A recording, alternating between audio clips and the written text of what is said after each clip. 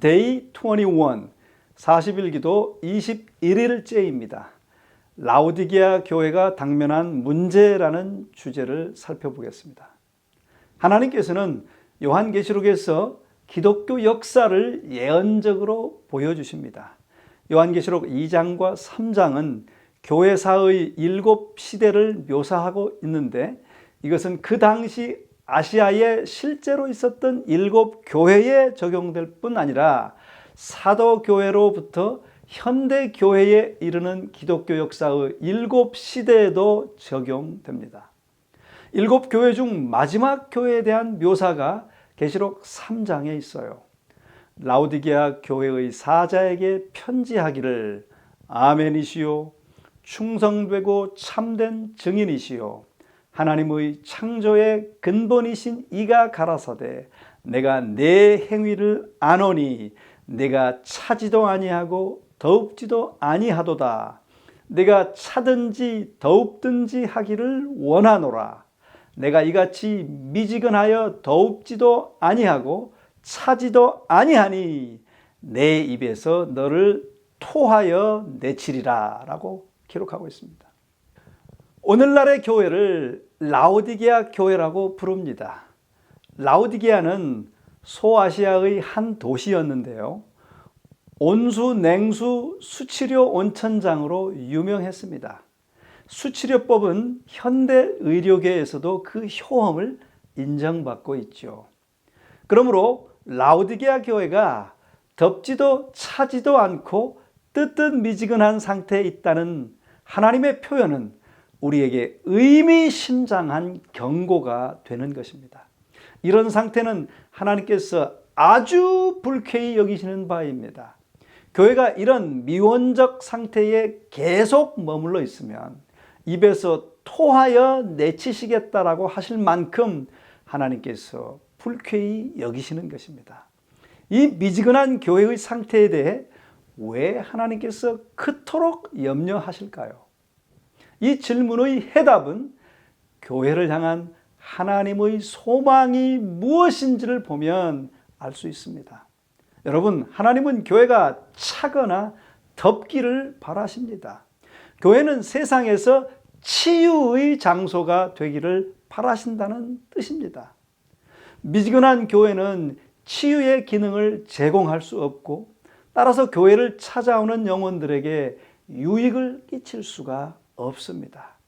교회는 어디에서나 생명을 나누어 주는 기관이 되는 것이 하나님께서 간절히 바라시는 바입니다. 이것은 교회가 세상의 소금의 역할을 해야 된다고 하신 예수님의 말씀과 부합됩니다. 너희는 세상의 소금이니 소금이 만일 그 맛을 잃으면 무엇으로 짜게 하리요? 후에는 아무 쓸데없어 다만 밖에 버리워 사람에게 밟힐 뿐이니라 라고 말씀은 기록합니다.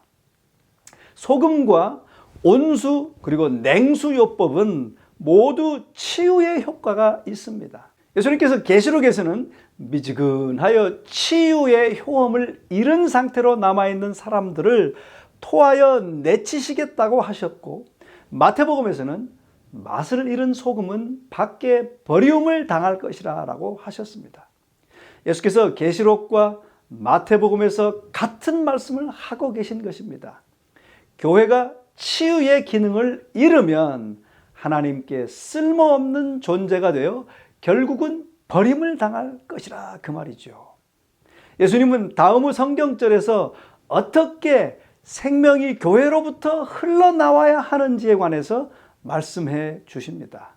나를 믿는 자는 성경의 이름과 같이 그 배에서 생수의 강이 흘러나리라 하시니, 사도 요한은 그 다음 절에서 예수님의 말씀을 잘 해석해 놓았습니다.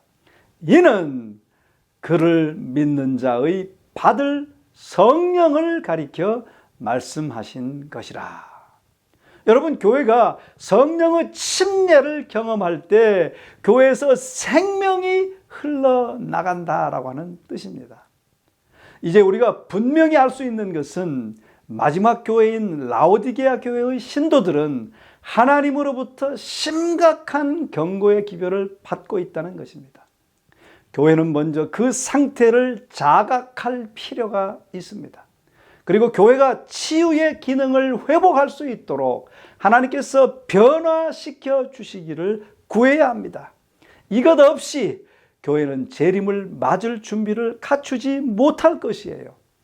그런데 슬프게도 라오디게아 교인들은 그들이 이런 영적 위험에 처해 있다는 것조차도 모르고 있습니다. 성경은 그것을 이렇게 증언하죠.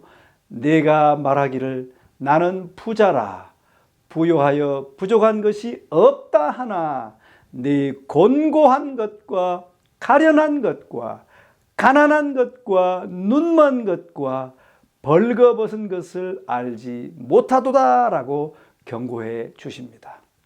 여러분, 우리 모두 이 당면한 영적 위험을 깨닫고 주님께로 달려가 성령을 간구하게 되시기를 간절히 소원합니다. 감사합니다.